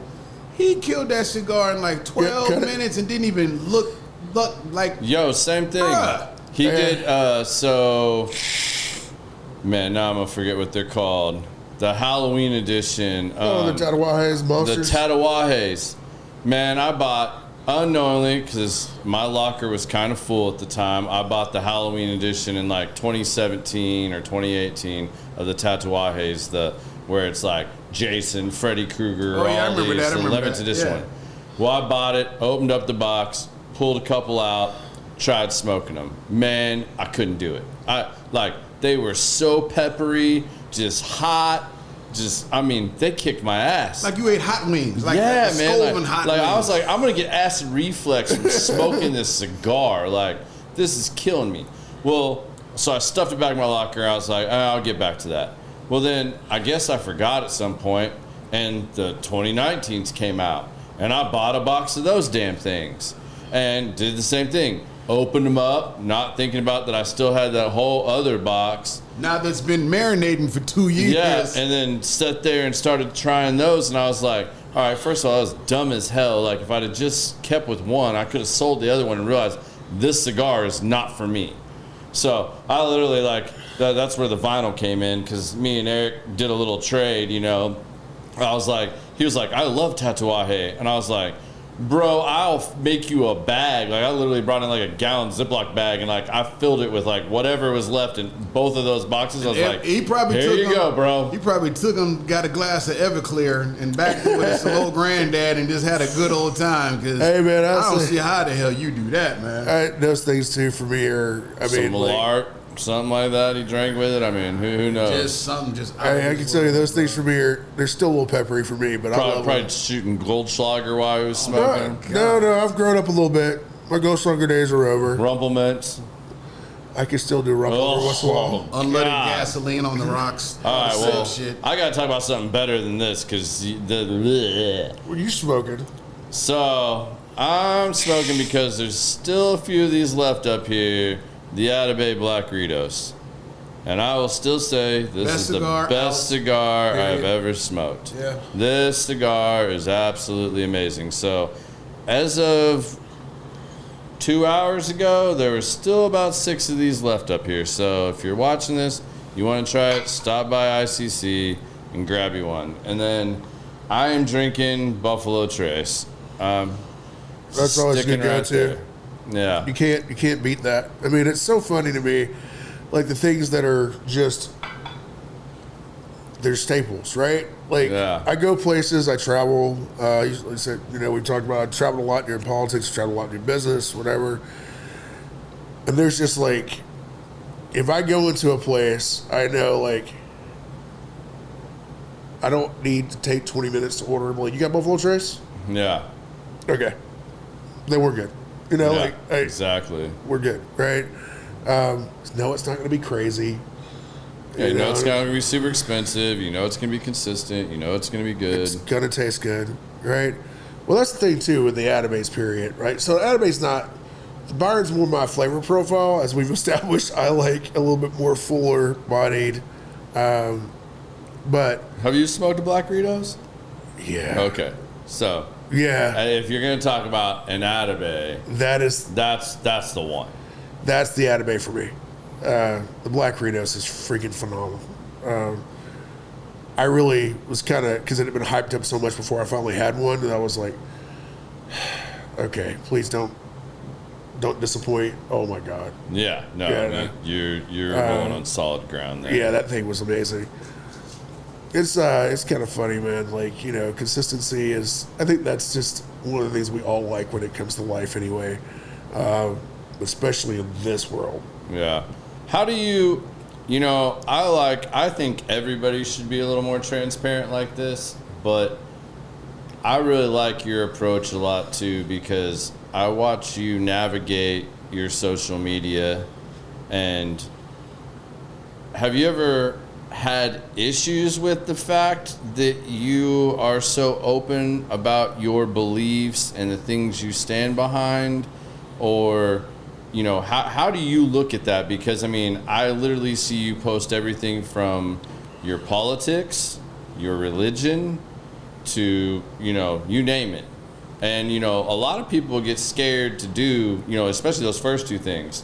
Put their political views out there, put their religious views out there, especially somebody that's in sales or, a high-powered role and that has a corporation to answer to some degree at the end of the day.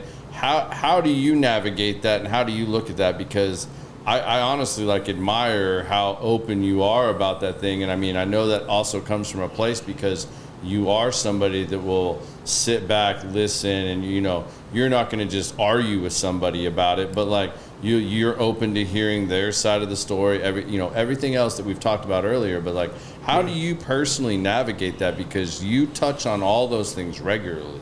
So it's the funny thing is I used to be extremely self-conscious, and I still am to a certain extent about certain things, but like the idea of not wearing a jacket coming in here tonight, but I told myself I was not wearing one. I don't know if you're going to come in here in your cuts or what. Yeah, so here's the thing, right? A couple of things have happened over my lifetime that have made me go I'm just gotta be comfortable being me. One was when I ran for city council here in 2016, right? Was that one of my buddies asked me straight up, he's like, hey man, everybody knows you as the cigar guy, people know you as the biker, People know you as the DB, right? Because they see me in my cut, and they're like, how are you going to navigate that? Because, I mean, I don't post a whole lot of the biker stuff on social media. I post some of it, right? I'm like, it's what it is. I've also worked in politics long enough to know that if somebody wants to find out something about you and use it against you, they're going to find out. You just gotta be you. And so going through that experience, running for office, freed me a lot, right? Because I always had that. I mean, when I grew up growing up faith-wise, I grew up in a very legalistic culture for a while, right? Then there was that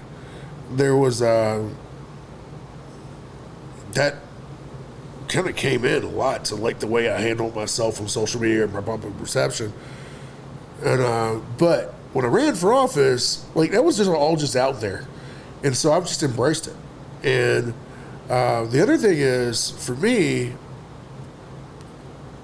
I remember that, like, I try to remember that people who are going to judge you are going to judge you no matter what. And so I'm just not going to worry about it. So when so that's part of it. The other thing when it comes to my faith is, and that's not always easy, right? Because I have made mistakes in my life, and some of them very public, right? And so I don't want to look like a hypocrite. At the same time, my faith and knowing, I don't want to go too. I don't really care. You don't care. With Jay on there. No, go for it, man. My thing. Say what you want to say. Here's my thing, right? The fact that I'm a Christian, the fact that I know what God has done for me and what Jesus has done for me, and that redemption power right there for me, I try to remember, and the pastor just pointed this out last week, is that we have our past and we have the things that come from that. The consequences are still there a lot of times. The physical and earthly consequences are still there. But like the Bible literally says, there is now, therefore, no condemnation for those who are in Christ Jesus. So like, I know that I've made mistakes, but I know that I walk in a different place now. And I know that I also have an obligation to share that with others. And one of the platforms I do have, because I really hate social media, I really do. I use it for a lot of different things to keep up with old Army buddies and high school buddies or whatever. But like, if I'm going to have it, I'm going to use it for some good, and I'm going to share my thoughts. And a lot of times, a lot of what I share comes from the Bible app, because they write it way better than I could. I like to say I don't write well. I either write like a politician or I write like an academic, not very relational. But these guys do it well, and I can just share their content. I'm going to do that, right? And I think that if anybody has a question or anybody wants to call me out on something, then maybe I can use that as an opportunity to be like, yeah, man, I screwed up and I did this. But this is why I talk about grace, and this is why I talk about what God's done for me. This is why I talk about the opportunities that I've had that I don't deserve, but they're here, and I want to use every platform I have for that, right? So all my stuff for me comes down to, I really do believe in changing the world, but everything I do, like my hobbies and everything, I want to just have a central purpose, is to really just to share, like, to share God's love with people, but also by proxy to do what He's called us to do, is to love people, right? So I want to help people. And whether that be through work in my financial practice, or whether that be through helping other veterans with PTSD issues or life issues, or whether that be just being there for somebody who's going through some crazy experience that just needs somebody to talk to, I want to be open for that. So in order for me to do that, I have to be very willing to be transparent, because there's no credibility if you're not willing to share, with others. And I've had some crazy conversations in my life, especially over the last year or so, since I've really been more open with that. Yeah. With people telling me all sorts of crazy hurt and different things that happened to them in the past. I'm like, oh, this is uncomfortable. But hey, man, like, I don't know what that person needed at that point. Maybe they just needed to get something out and needed somebody to listen to. Yeah. So I'm going to just do that. The other thing is, it's really so much easier to live life where you're just authentic. Yeah. Right? Like, I don't have to remember what I told Busy on Friday and what I told you on Tuesday, because I'm just me. Yeah. right? It doesn't matter. Like, Absolutely. and so it's easier to live a life that's just authentic. It makes it easier too because we know exactly what to expect when we have a conversation with you. You are you who you are. We don't have to worry about it. You're going to be this version, that version, whatever version. And that's one thing I kind of like about a cigar lounge and the atmosphere we have. Everybody has their own distinctive personality, and you are who you are because you're not that representative. You've met people who are fake, so they got to act one way when they're with the group and another way with their group. No, this person is genuinely who they are. Well, especially here. Yeah. You know, but I went to your job. That You're shit still you at your job. Yeah. Just as you are here. Right. You know, and I just think that birds of a feather start to flock together. Yeah. That you don't want to be around a bunch of fake pretenders. And I'm not saying we don't have them. No, I mean, people don't that gets change, weeded out. But, you know, you kind of weed that out a little bit. Yeah. You know, as you decide who to align yourself with or Yeah. stick to. You know, the funny thing is, I would rather it be, I'm the same way, whether it's language or how I dress, how I present myself, how I speak, like, that's me. And, you know, that's where I don't worry about those things. And, you know, I have to give a 15-minute, like, TED Talk at this thing coming up. And it's eating my lunch right now. Trying to, like, make myself feel like I've got to tell this story a certain way or be this way, and I still want it to be really authentic. But the reality is I'm kind of torn between a couple things right now, you know, especially with the podcast that we're talking about right now, we're on. Yeah. But there's another one that's in the works that I'm super passionate about that, like, has been on the back burner for, in one shape or another, for decades. I mean, it's going to turn into a podcast, but at the same time, you know, that, and then I have my day job, you know, this shit does not pay the bills, you know, so, like, you know, and there's been a lot of conversations from different people because I'm one of the first people in this space that I operate in on my day job to really do this and to do it the way I'm doing it. You know, a lot of people were upset at first that it wasn't just straight up multifamily, that I wasn't, you know, but then honestly, the conversations I had more people coming up to me at trade shows and this and that. How do you know so-and-so? How do you know these different variety of people? How did you get this person on your show? Like, you know, and it's like, I want a safe place for people to talk because that's how I learn. I learn from having these conversations. I gain more at the end of the day than, you know, I could care less if this, you know, ultimately, if common sense never made $1, I really wouldn't care because, like, it's helped me grow in so many areas. I've learned, I've built relationships off of this and everything else. So I think it's really important to be authentic and to put that stuff out there. And, you know, like you said, we've all made mistakes. We've all had our bad times. We've all done things we regret.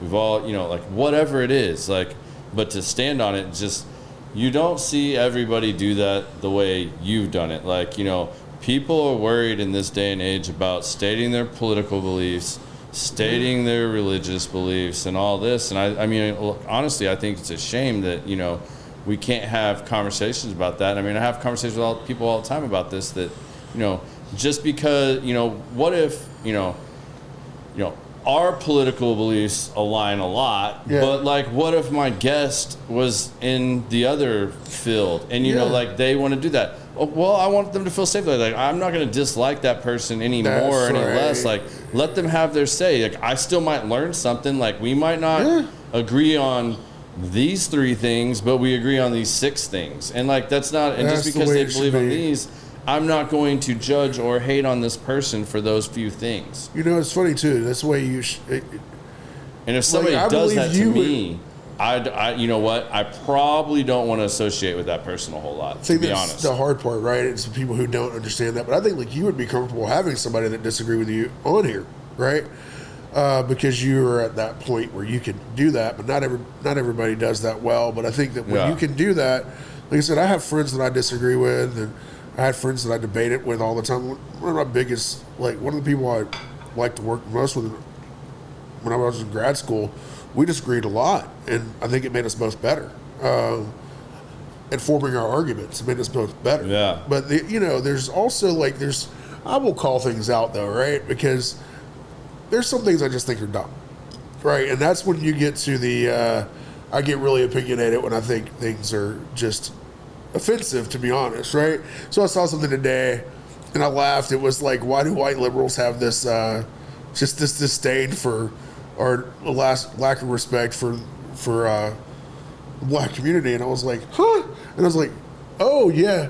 Because here's the thing, like, and I won't go off completely on my my tantrum or on this one, but like every time people bring up voter ID, and I just look at them and I'm like, do you think that black people are not smart enough to be able to get an ID?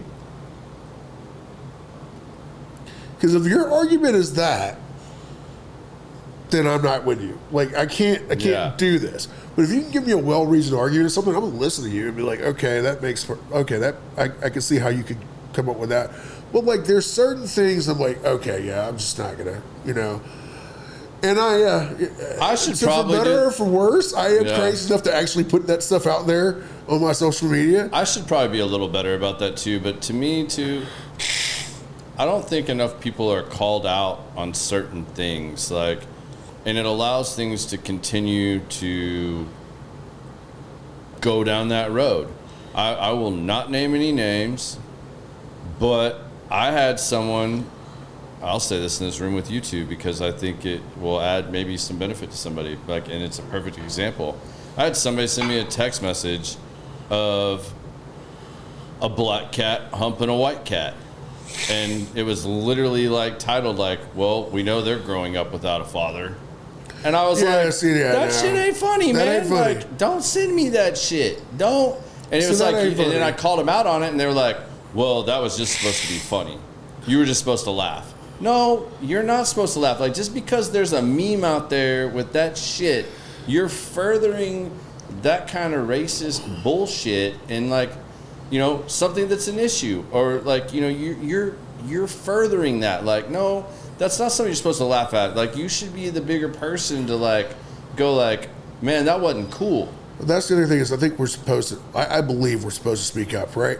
And I think that's one of the other reasons I put stuff out there, because I try not to, I used to be a complete firebrand on social media, and I try to dial things back a little bit sometimes now, especially because, at the end of the day, two reasons. One, I do have a business to run, and I have, and I'm building my own brand right now, and it's like, that matters. But the other reason is because when I do say something, I want it to matter. Yeah. I don't want to just be throwing stuff out there. And there's times I see stuff, I'm like, no, I'm going to call that out. Like, and like I said, the stuff that you see going on right now, like, there's certain things you can, I am a constitutional guy. I'm a First Amendment guy. I believe in the right for free speech. I believe in the right to protest, freedom to assemble. I believe in whatever. I may not agree with you, but I will defend to my death your right to do it, right? But there's also... do it right, too. There's also, like, crap we just need to call out. Like, all the anti-Semitism and all that stuff right now. Like, okay. Like, the thing that I saw when they were trying to get to the Met Gala last night, right? Where these protesters came up and they're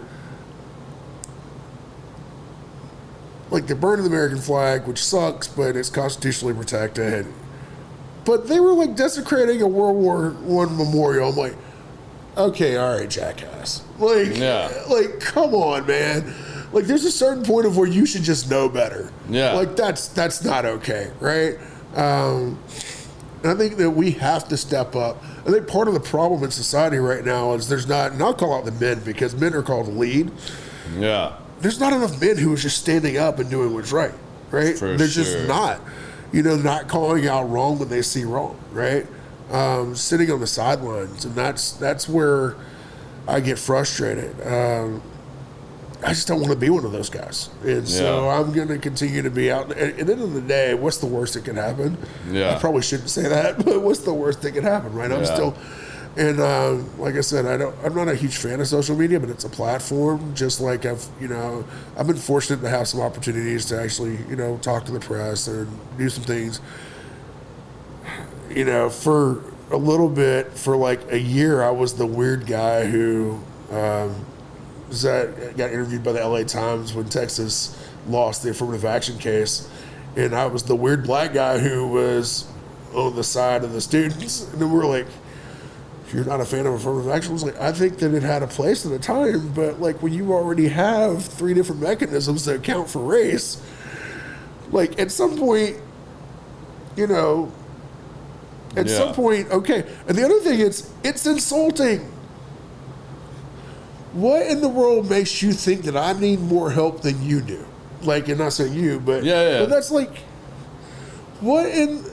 at what point do you think I am not capable of doing this, right? Yeah. Because we have all these other things that make sure that the opportunities are a more level playing field. Never be 100% level, right? Because there's all these other things too. You have alumni admissions and things like that, right? Yeah. But there's like, at a certain point, you're like, all right, man, like, what makes you think that I'm not capable because of the color of my skin of doing something, right? I'm like, you just got to call it out. And it may not be popular and you may get crap for it. You probably will get crap for it. Yeah. But like doing what's right is not always easy. And I think that a lot of times we don't accept that anymore. And we just want to go with what's easy. Yeah. And man, that hasn't really done well for us in society. No, it has not. How do you balance this? And if you don't want to dive into this too, we don't have to. But how do you balance this with your club stuff? Because I know there's a lot of like, you know, there's a lot of people that feel like there's good and bad there. And I mean, is it? Do you weigh the good and the bad? Do you? Because there's a lot of stigmatisms and there's a lot of things that are thought of between being involved in a club like that when you're also a part of all these other things. I mean, so there's a lot of misunderstandings when it comes to the motorcycle club world and club life, but like anything else, there's different types of organizations, right? Yeah. The one that I'm a part of is independent. We are our own group of guys, and but that we say our own group of guys. That in and of itself, I've heard. I was at a bar a few years back, and I had a lady just like come unleashed on me about like, why couldn't I be a member of your club? Like, why couldn't I do this? Like, because we're a men's club. In this day and age, yes, we're a men's club. Like, that's just what it is, right? Yeah. We are a traditional MC, which means we are male. We are not all one color, so that is not the case. Do some of those clubs still exist? Yes. We're mixed race. It's who we are, right? I balance it, I think, okay, because I don't really... End of the day, like I said, I'm always willing to answer questions. And so if anybody has an issue with it, I'll be like, hey, yeah, we don't, you know, like, we're not like the things that you see on these crazy documentaries or any of that stuff. We're not, we all have families and jobs and we all do our thing, but we have a brotherhood that allows us to, you know, it's the closest thing, one of the closest things I've ever had to what I had in the military. Yeah. You know, we all have a love for motorcycles, and we don't have the same. We have, you know, we're all different. We don't all ride the same bike. We don't all have the like. We're all different, but we have a camaraderie and a brotherhood that we've earned. And I think that's the thing that's different than what you see with some of the riding clubs and things like that are more socially accepted. Is the fact that people still don't understand. I think that a lot of people in modern society don't understand it's something you have to earn. They don't. Instead of something you just join.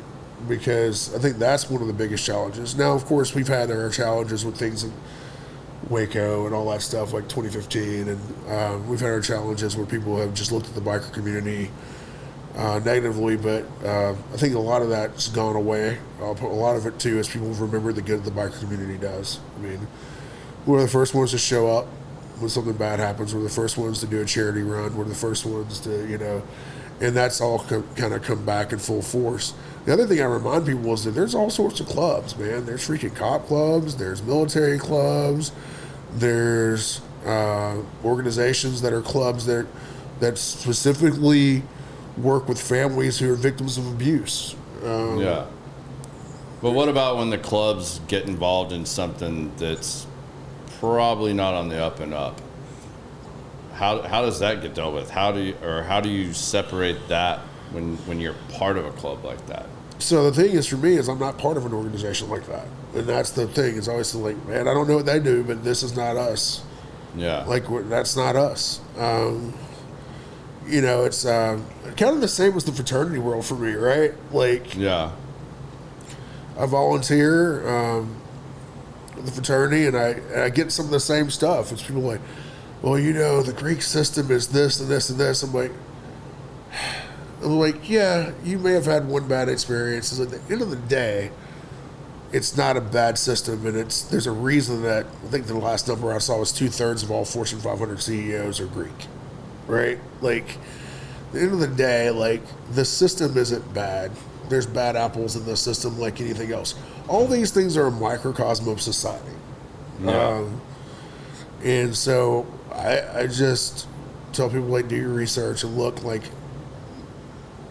was that us? No. Then that doesn't affect us. Like, we're going to continue to do our own thing and enjoy riding together and, doing the things that we do, right? Supporting the community. All right, well, we got to wrap this one up, so time for the 2 questions that we ask everybody at the end of the show. So, if you had to leave your child with one piece of advice, what would you leave your child with as a piece of advice?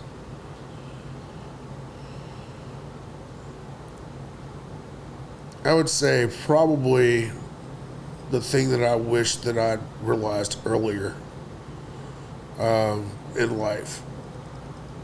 Be yourself. Be yourself. I guess second to that is always learn. Be willing to always learn from others. If you do those 2 things, then it opens doors for you, because you'll never question like who you are. And if you're always learning from others, and I'm not talking about people whose stations are just above you, but people whose stations are equal to you, whose stations at the time maybe below you, because that can change in a heartbeat. Always learn. Be willing to learn from anybody. Right on, man. That's awesome. All right, last part. Show's called Common Sense, so we like to do a little segment called Your 2 Cents. So this could be about anything we haven't asked you, something you want to talk about, something that's on your mind. It just... Eric Hall's 2 cents for the world today. Oh, man. Obviously, I'm kind of cheating since I've watched the podcast, but I haven't been able. I've been thinking about this, and I haven't been able to think of it, because I think about, like, all the craziness and what we've seen over the last week and a half, and all this nuts, like, watching the graduations getting ruined and stuff like that. I'm like, man. Well, that's a good starting point. Maybe that's what's weighing on you. Like, what are your thoughts on that? Like, what's your 2 cents about how people should be dealing with what's been going on in the last week or 2 weeks that you're paying attention to on a world scale, political scale, local scale? It doesn't really matter. I mean, it literally could be anything. I would say that, I look at what's going on right now. It's like, I think people need to remember that most issues are way more complicated than they think they are. And it requires a lot of understanding from multiple sides, right? But at the end of the day, it's like, I think we all need to just remember to treat people well. Because if you treat people with kindness and respect, then you wouldn't have you just wouldn't have this as the issues that we've seen, right?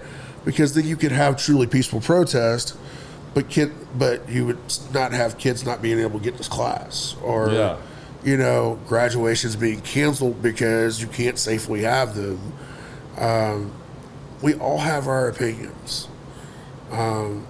do you think maybe the word protest should be changed? Like, Oh yeah, 100%. like it's not necessarily a protest, like, but you're putting your opinion or your view out there. Like, you could be staunchly for this. It doesn't mean you're protesting the other thing. Like, because to me, protest kind of, you're creating conflict the minute you say protest. Like, not that everybody shouldn't have the right to do that, and I agree with you when you said that earlier. Like, I want to support that, and I want people to be heard. Yeah. But being heard and listening is not protesting. Protesting involves too much other things, and it turns into too many other things. So like, it's not like you want your soapbox, but like have your soapbox, but also one that listens as well. Yeah, I think the common sense aspect of this is like just show respect to people and be open, really, and realize that one, you may not be right, like, and that's okay. You might be right, and that's okay too. But like, just show respect. I think I just realize the world. You talk about, you know, my world, the biker world. I think that's one of the reasons I love that world so much. Is it's still built on respect. Like, handshake goes a long way, right? Respect is the one thing that you have. That, you know, and people go by that in that world, right? And I think if we could ever get back to the world where a handshake is a handshake and your word is your word, man, I think it would be a much better place. I agree 100%. Yeah. Well, cool, man. I really appreciate you coming and sitting down with us, sharing your story, sharing your knowledge with us, man. I appreciate that, man. Yeah, thanks for having me. This has been fun. Yeah, absolutely. Well, next week we're going to be back again on Tuesday. After that, we'll kind of get back to a normal schedule, but you're all going to have to bear with us the next few weeks because our schedules got pretty crazy, but we still want to bring you the content and the show you're used to. So it might be on a Tuesday, it might be on a Thursday, but next week's on Tuesday, same time, same place. We're going to be sitting down with my good friend Panda, who has a very interesting story and has dove off in the cigar world. I mean, this guy has gone head first in the cigar world. He's been making some amazing cigars, and I look forward to you guys getting to hear his story. So I hope you guys will join us again next week. Peace.